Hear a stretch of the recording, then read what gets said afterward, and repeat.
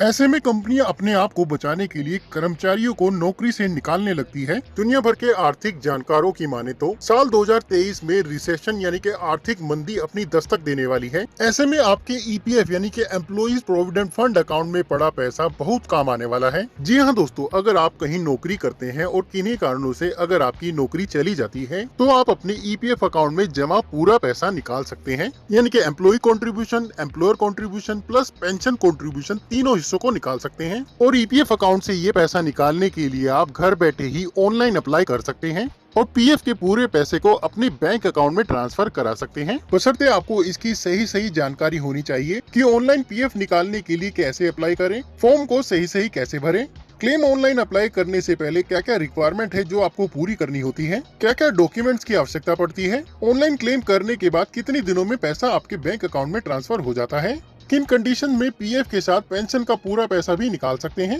अगर आपको इन सवालों के जवाब नहीं पता है तो आज की वीडियो में आप जानने वाले हैं। में पैसों की जरूरत पड़ने पर ऐसी दिक्कतों का सामना आपको दोबारा न करना पड़े, तो आज की वीडियो आपको शुरू से लेकर एंड तक पूरी देखनी होगी।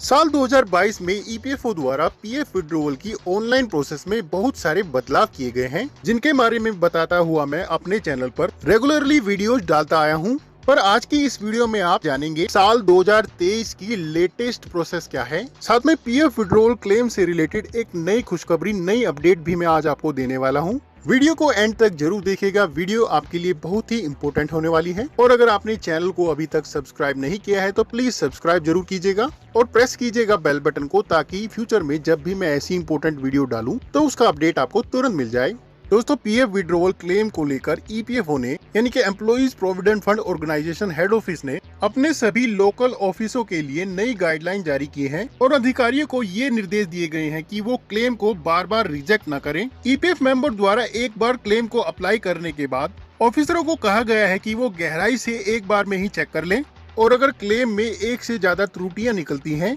तो क्लेम को सारी त्रुटियों को मेंशन करते हुए केवल एक बार ही रिजेक्ट किया जाएगा। यानी कि एक क्लेम को अलग अलग कारणों की वजह से कई बार रिजेक्ट नहीं किया जा सकता है। साथ साथ ईपीएफओ ने ये भी निर्देश दिए हैं कि पीएफ क्लेम को जल्द से जल्द सेटल किया जाए। इसके बारे में ईपीएफओ ने नोटिफिकेशन भी जारी किया है।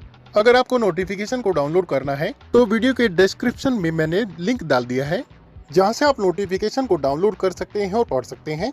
ऑनलाइन अप्लाई करने के लिए सबसे पहले आपको ईपीएफओ की वेबसाइट को ओपन करना है। वेबसाइट का डायरेक्ट लिंक मैं आपको वीडियो के डिस्क्रिप्शन में डाल दूंगा, वहाँ से आप क्लिक करके डायरेक्ट वेबसाइट को ओपन कर सकते हैं। उसके बाद यहाँ देखेंगे राइट हैंड साइड में आपको ऑप्शंस में से आपको क्लिक करना है online claim member account transfer पर। जैसे ही आप क्लिक करते हैं आपको यूनिफाइड मेंबर पोर्टल खुल के आ जाएगा और एक लॉगिन स्क्रीन आपको दिखाई देगी। यहाँ आपको अपने यूएन नंबर, पासवर्ड और कैप्चा कोड के साथ लॉगिन कर लेना है।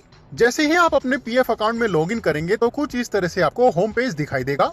दोस्तों, यहाँ पर सबसे पहले आपको अपनी सर्विस हिस्ट्री को चेक करना है, क्योंकि अगर आपने एक से ज्यादा कंपनीज में काम किया है और आपके अलग अलग पीएफ अकाउंट्स खुले हैं तो सबसे पहले आपको पुराने सारे पीएफ अकाउंट के बैलेंस को करंट पीएफ अकाउंट में ट्रांसफर कर लेना होगा।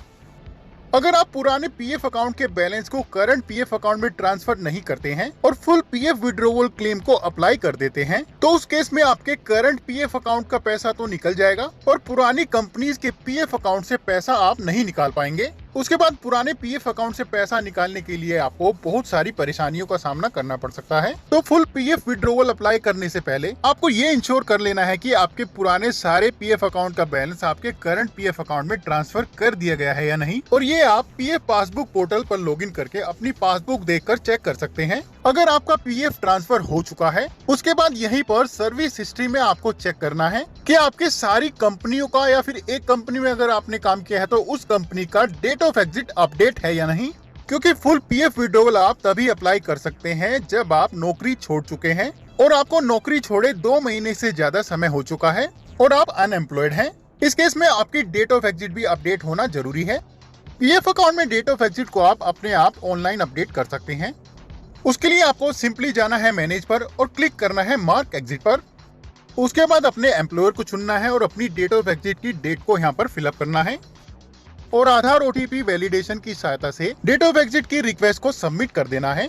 जैसे ही आप सबमिट करते हैं तुरंत आपकी डेट ऑफ एग्जिट आपके पीएफ अकाउंट में अपडेट कर दी जाती है। उसके बाद अगले स्टेप में आपको अपनी केवाईसी के स्टेटस को चेक करना है।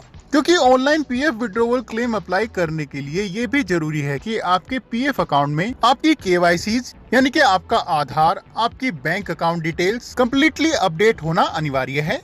पीएफ अकाउंट की केवाईसी में आप बैंक अकाउंट डिटेल्स को और पैन डिटेल्स को ऑनलाइन ही अपडेट कर सकते हैं। उसके लिए सिंपली यहाँ पर आपको ऑप्शन को चुनना है, अपनी डिटेल्स को फिलअप करना है और आधार ओटीपी वैलिडेशन के जरिए रिक्वेस्ट को सबमिट कर देना है। रिक्वेस्ट आपके एम्प्लॉयर के पास भेजी जाती है। उसके बाद आपका एम्प्लॉयर डिजिटल सिग्नेचर के जरिए उसको अप्रूव करता है और उसके बाद आपकी केवाईसी आपके पीएफ अकाउंट में अपडेट कर दी जाती है। यहाँ पर कुछ बैंक की केवाईसी डायरेक्ट बैंक को अप्रूव करने के लिए भेजी जाती है, जैसे कि state bank of India, Punjab national bank, Canara bank. ऐसे और भी बैंक है जिनमें बैंक केवाईसी को अप्रूव करने के लिए डायरेक्ट बैंक ब्रांच को रिक्वेस्ट भेजी जाती है और बैंक उसको वेरीफाई करता है और अप्रूव कर देता है। अगले स्टेप में आपको ये चेक कर लेना है कि आपके पीएफ अकाउंट में और आपके केवाईसी डॉक्यूमेंट्स में आपकी बेसिक डिटेल्स एकदम मैच होना जरूरी है, जैसे कि आपका नाम, father name, date of birth. ये सारी डिटेल्स आपकी केवाईसी डॉक्यूमेंट्स में और आपके पीएफ अकाउंट में एकदम मैच होना चाहिए, अदरवाइज आपका क्लेम रिजेक्ट भी किया जा सकता है। उसके बाद अगर आप ये सारे स्टेप्स पूरे कर चुके हैं, यहाँ को जाना है ऑनलाइन सर्विसेज पर और यहाँ पर आपको सेलेक्ट करना है क्लेम ऑप्शन को। जैसे ही आप सेलेक्ट करेंगे, अगली जो स्क्रीन आपको दिखाई देगी वो कुछ इस तरह से होगी। यहाँ आपको आपके पीएफ अकाउंट की कुछ डिटेल्स दिखाई जाएंगी और आपको अपना बैंक अकाउंट नंबर यहाँ पर वेरीफाई करना होगा। यहाँ पर आपको वही बैंक अकाउंट नंबर एंटर करना है जो आपने केवाईसी में अपडेट कराया है। बैंक अकाउंट नंबर एंटर करने के बाद आपको वेरीफाई पर क्लिक करना है। जैसे ही आप क्लिक करते हैं आपको एक नोटिफिकेशन शो होगा, इसको आपको यस करना है। उसके बाद नीचे स्क्रॉल करेंगे और क्लिक करेंगे प्रोसीड टू ऑनलाइन क्लेम पर। उसके बाद अगली स्क्रीन पर I want to apply form में आपको अपने पीएफ विड्रॉवल क्लेम फॉर्म को चुनना है। जैसे ही आप सेलेक्ट करने जाएंगे, यहाँ आप देखेंगे एक फॉर्म की लिस्ट खुल के आ जाएगी, जिसमें आपको 4 फॉर्म्स यहाँ पर आपको दिखाई देंगे। Online PF withdrawal form 19, online pension withdrawal form 10C, scheme certificate form 10C और पीएफ एडवांस फॉर्म 31। अपने पीएफ और पेंशन का पूरा पैसा निकालने के लिए सबसे पहले आपको अपने पीएफ विड्रॉवल फॉर्म 19 को फिलअप करना है। उसके बाद पेंशन विड्रॉवल के लिए यहाँ पर फॉर्म 10C को सेलेक्ट करना है। दोस्तों यहाँ पर आपको ध्यान देना होगा, सबसे पहले आपको फॉर्म 19 को ही यहाँ पर सबमिट करना होगा, उसके बाद ही फॉर्म 10C को यहाँ पर सबमिट करना है, अदरवाइज ईपीएफओ रूल्स के मुताबिक आपका क्लेम फॉर्म रिजेक्ट कर दिया जाएगा। यहाँ पर सबसे पहले पीएफ विड्रॉवल फॉर्म 19 को सेलेक्ट कर लेना है। जैसे आप सेलेक्ट करेंगे, नीचे आपको कुछ ऑप्शंस खुल के आ जाएंगे। उसके बाद नीचे आप देखेंगे अपलोड फॉर्म 15G। दोस्तों फॉर्म 15G एक डिक्लेरेशन फॉर्म होता है जो उस केस में भरकर सबमिट किया जाता है अगर आपका पीएफ विड्रॉवल अमाउंट 50,000 रुपए से ज्यादा है और आपका सर्विस पीरियड 5 साल से कम है, तो आपके पीएफ विड्रॉवल अमाउंट पर 10% टीडीएस एप्लीकेबल होता है। और अगर आपका पैन केवाईसी अपडेट नहीं है तो ये टीडीएस आपका 35% तक भी काटा जा सकता है। इस टीडीएस को कटने से बचाने के लिए आपको फॉर्म 15G सबमिट करना पड़ता है। फॉर्म 15G को आप ऑनलाइन डाउनलोड कर सकते हैं और भर सकते हैं और उसकी स्कैन कॉपी को यहाँ पर आप अपलोड कर सकते हैं। यहाँ पर आपको ध्यान देना होगा, केवल पीडीएफ फॉर्मेट में ही आप यहाँ पर फाइल को अपलोड कर सकते हैं और जिसका मैक्सिमम साइज 1 MB का होना चाहिए। उसके बाद नीचे अपने कंप्लीट एड्रेस को यहाँ पर फिलअप करना है। ये एड्रेस आपको अपने आधार कार्ड के अकॉर्डिंग फिलअप करना है। एड्रेस फिलअप करने के बाद नीचे आप देखेंगे upload scan copy of cheque oblique passbook. यहाँ पर आपको उस बैंक की चेक की कॉपी या फिर पासबुक की कॉपी को अपलोड करना है जो आपने अपनी केवाईसी में अपडेट कराया है और जिसमें आप अपने पीएफ का पैसा ट्रांसफर कराना चाहते हैं। दोस्तों यहाँ पर ध्यान देना है, जैसा कि यहाँ पर लिखा है, आपकी चेक की स्कैन कॉपी का फॉर्मेट जेपीजी या फिर जेपैग फाइल में होना चाहिए और वो मिनिमम 100 KB और मैक्सिमम 500 KB की साइज की होनी चाहिए। स्कैन कॉपी में आपका bank account number, IFSC code, name clearly visible होना चाहिए। स्कैन कॉपी रीडेबल होनी चाहिए। अगर आपके चेक की स्कैन कॉपी रीडेबल नहीं है, क्लियर नहीं है, उसमें आपका bank account number, IFSC code या फिर नाम विजिबल नहीं है, तो आपका क्लेम ईपीएफओ द्वारा रिजेक्ट कर दिया जाएगा। तो यहाँ पर नीचे व्यू बटन पर एक बार क्लिक करके आपको अपने चेक की स्कैन कॉपी को एक बार देख लेना चाहिए कि वो क्लियरली विजिबल है या नहीं। उसके बाद नीचे इनके डिस्क्लेमर को सेलेक्ट करना है, चेक बॉक्स पर क्लिक करना है और नीचे गेट आधार ओटीपी बटन पर क्लिक कर देना है। जैसे आप क्लिक करेंगे, आपके आधार कार्ड के साथ रजिस्टर्ड मोबाइल नंबर पर एक ओटीपी भेजा जाएगा। उस ओटीपी को आपको यहाँ पर एंटर करना है और नीचे वैलिडेट ओटीपी और सबमिट क्लेम फॉर्म पर क्लिक कर देना है। जैसे ही आप validate OTP and submit claim form पर क्लिक करेंगे, आपका पीएफ विड्रॉवल क्लेम सबमिट हो जाएगा। और अगर आप अपने क्लेम एप्लीकेशन की एक्नॉलेजमेंट पीडीएफ फॉर्मेट में डाउनलोड करना चाहते हैं तो यहाँ पर क्लिक हियर पर क्लिक करना है।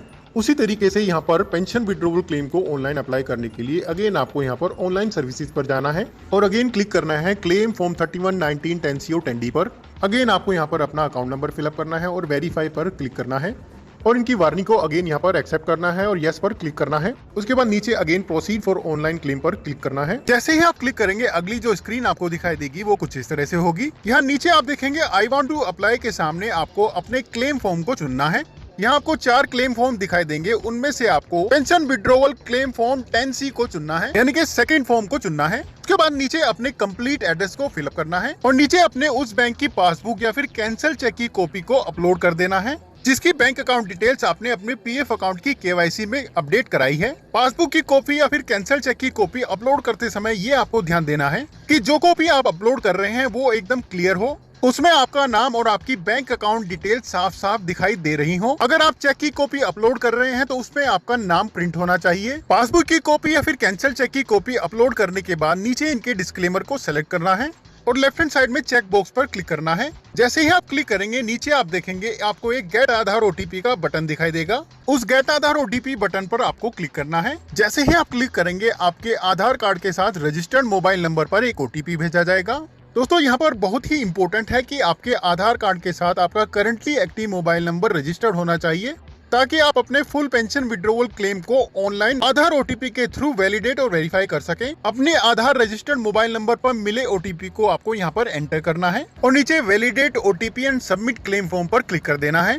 जैसे ही आप क्लिक करेंगे आपका full pension withdrawal claim form submit हो जाएगा। ऑनलाइन क्लेम फॉर्म सबमिट करने के बाद लगभग 7 वर्किंग डेज में आपका क्लेम सेटल कर दिया जाएगा और आपका पूरा पैसा आपके बैंक अकाउंट में सीधे ट्रांसफर कर दिया जाएगा। वीडियो अगर पसंद आई है तो अपने दोस्तों के साथ शेयर करना मत भूलिएगा और अगर आपकी कोई क्वेरी है तो आप कमेंट बॉक्स में लिखकर मुझसे पूछ सकते हैं और ऐसी और भी वीडियोस के लिए लाइक और सब्सक्राइब बटन को प्रेस करना मत भूलिएगा। अभी के लिए धन्यवाद। अगली वीडियो के साथ फिर से मिलेंगे। All the